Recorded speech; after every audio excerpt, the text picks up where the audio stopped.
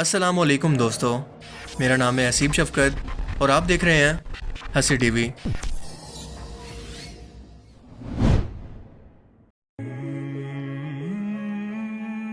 ہجری کے آخر میں جب رسول اللہ صلی اللہ علیہ وآلہ وسلم صلح حدیبیہ سے واپس تشریف لائے تو آپ نے دنیا کے مختلف بادشاہوں کے نام خط لکھ کر انہیں اسلام کی دعوت دی۔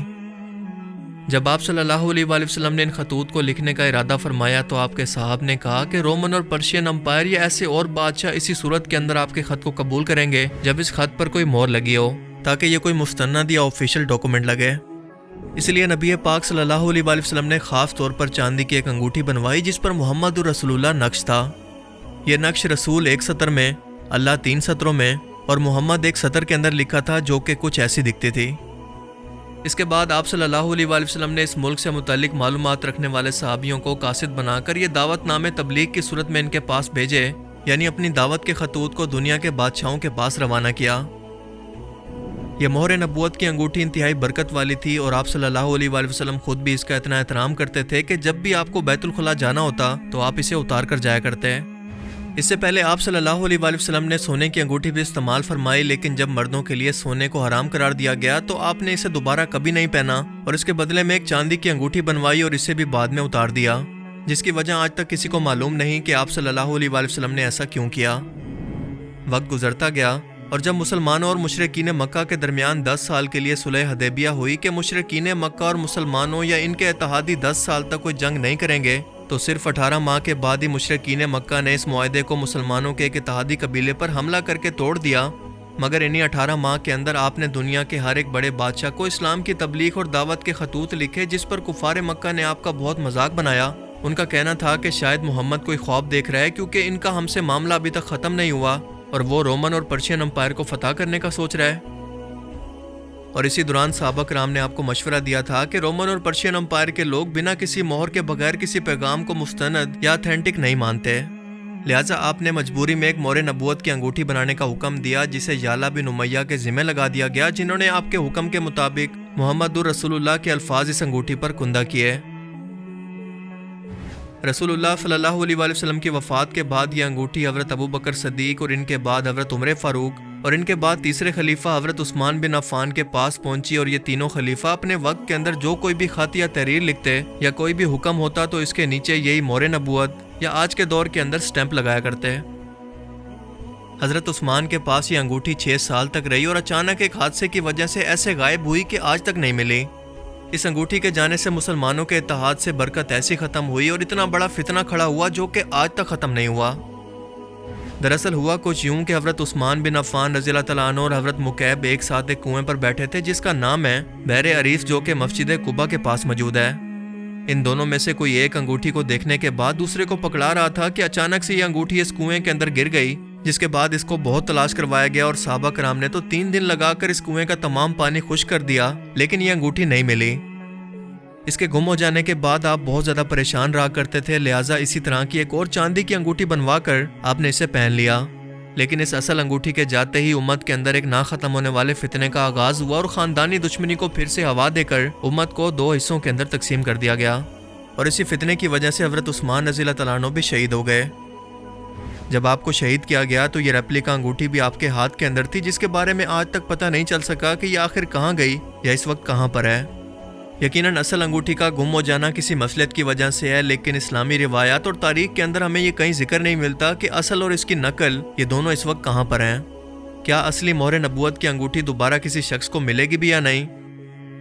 یہ بات کسی تاریخ یا کتاب کے اندر تو نہیں لکھی، لیکن میرا اپنا ماننا ہے کہ شاید امام مہدی علیہ السلام کے ظہور کے بعد جیسے اللہ تعالیٰ دیگر معجزات کو دنیا کے اندر ظاہر کرے گا، مثال کے طور پر تابوت سکینہ،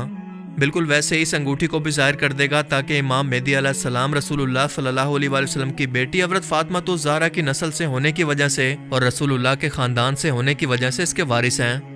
اور یہ انگوٹھی بھی ان کے سچے ہونے کی دلیل ہوگی کہ یہی امام مہدی علیہ السلام ہے جن کا انتظار کئی 100 سالوں سے مسلمان اب تک کر رہے تھے۔ رسول اللہ صلی اللہ علیہ وآلہ وسلم ہمیشہ اس انگوٹھی کو نہیں پہنا کرتے تھے، بلکہ کبھی اس کو پہن لیتے تو کبھی اتار دیا کرتے۔ رسول اللہ کی نسبت کی وجہ سے آپ کی یہ انگوٹھی برکت والی تھی، لیکن آج کل کے مسلمان جو کہ مختلف نگوں کی انگوٹھیوں کو یہ سوچ کر پہنتے ہیں کہ شاید یہ خاص پتھر کوئی ایسی برکت یا طاقت رکھتے ہیں جو کہ ان کی قسمت کو بدل سکتے ہیں تو یہ بالکل غلط عقیدہ ہے، کیونکہ کوئی بھی پتھر کسی انسان کی قسمت کو نہیں بدل سکتا، جس کی مثال ہے حجر اسود۔ سب مسلمان یہ مانتے ہیں کہ حجر اسود اس وقت دنیا میں سب سے زیادہ برکت والا پتھر ہے، کیونکہ اسے آسمان سے اتارا گیا، یعنی جنت سے۔ یہ سفید یاقوت تھا جو کہ دنیا میں انسانوں کے گناہوں کی وجہ سے سیاہ ہو گیا۔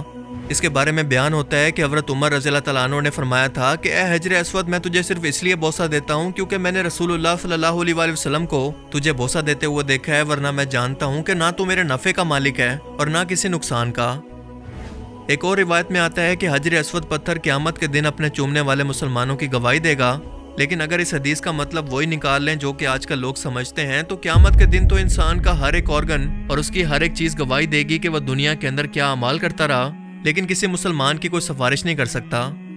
یعنی حضرت عمر کے الفاظ کے مطابق حجر اسود بھی قیامت کے دن کسی انسان کو نہ تو کوئی فائدہ پہنچا سکتا ہے اور نہ کوئی نقصان، کہ یہ شخص جس نے مجھے چوما تھا کنفرم جنتی ہے۔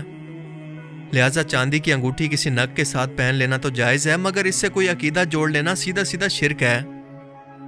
رسول اللہ صلی اللہ علیہ وآلہ وسلم نے اپنی زندگی کے اندر اس جیسی کسی اور انگوٹھی کو بنانے اور اسے پہننے سے منع کیا تھا تاکہ اس کی انفرادیت ختم نہ ہو جائے، ورنہ جتنی محبت رسول اللہ کے ساتھ صحابہ کرام کو تھی، شاید ہر شخص کے ہاتھ کے اندر ایسی مہر نبوت کی انگوٹھی محبت کے طور پر ضرور ہوتی۔ آپ کی اصل انگوٹھی کی ہو بہو دکھنے والی ریپلیکا یعنی نقل اس وقت ترکی کے توپکاپی پیلیس میوزیم کے اندر موجود ہے، جہاں پر آپ صلی اللہ علیہ وآلہ وسلم کے اور بہت سارے تبرکات، مثال کے طور پر آپ کے بھیجے گئے خطوط مبارک، نالین مبارک، بالوں کے ٹکڑے، آپ کا امامہ، آپ کے کپڑے، آپ کی تلواریں اور پاؤں مبارک کے نشان جیسے بہت سارے تبرکات آج بھی موجود ہیں، جن کے بارے میں اگر آپ مزید جاننا چاہتے ہیں تو اس پر میں ایک سیپریٹ ویڈیو بنا دوں گا۔ مجھے امید ہے کہ آج کی اس ویڈیو سے آپ کو بہت کچھ نیا جاننے کو ملا ہوگا اور یہ ویڈیو آپ کو پسند آیا ہوگا۔ اگر یہ ویڈیو آپ کو اچھا لگا تو اسے ضرور لائک کیجئے، اور اب میں ملوں گا آپ سے ایک ایسی ہی نئی انٹرسٹنگ ویڈیو میں۔ تب تک کے لیے اپنا بہت سا خیال رکھیے گا۔ Thanks for watching this video. Allah حافظ۔ Wearing aqiq, for example, it's a stone or eye of the tiger or emeralds or whatever, thinking that it improves your sex drive or improves your health, gives you protection from illnesses. This is major shirk. If you think that these things help you in such a fashion by themselves because they are stones, this is major shirk that nullifies a person's Islam. If you think that Allah Azza wa Jal helps you through these stones, this is minor shirk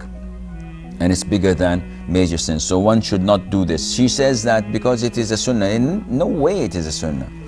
The Prophet ﷺ did not wear such stones. The Prophet wore a ring not because he wanted to look good, as people think. The ring was a seal, so that whenever he wrote letters to the kings and to the rulers of the world, they told him that they would not read your letter unless it was sealed.